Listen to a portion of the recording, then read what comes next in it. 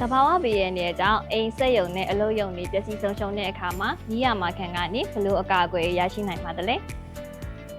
သဘာဝဘေးရန်တွေဆိုတာကရှောင်လွဲလို့မရနိုင်တာကြောင့်မိရမှာခံဝယ်ယူတဲ့အခါမှာသဘာဝဘေးရန်တွေရဲ့အကာအကွယ်ကိုအပိုးအကာအကွယ်တစ်ခုအနေနဲ့ဝယ်ယူဖို့ထည့်သွင်းစဉ်းစားသင့်ပါတယ်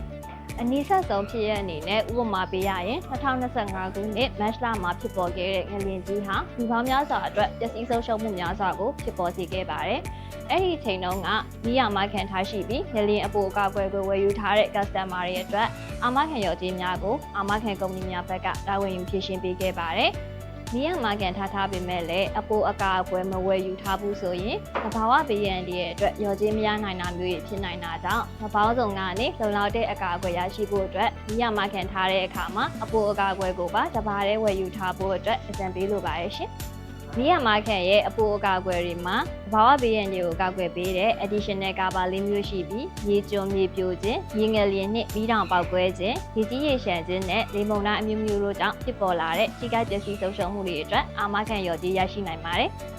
ဒါကြောင့်မိရမခံထားတဲ့အခါမှာလူကြီးမင်းတို့နေထိုင်ရာအရက်ဒေတာအလိုက်ဖြစ်ပေါ်လေးရှိတဲ့ရာသီဥတုအခြေအနေတွေကိုပါတပါးတဲ့ထည့်သွင်းစဉ်းစားပြီးလိုအပ်ချက်နဲ့ကိုက်ညီတဲ့အပိုအကာအကွယ်ကိုဝယ်ယူထားခြင်းဖြင့်အကောင်းဆုံးကြိုတင်ပြင်ဆင်ထားနိုင်ပါတယ်။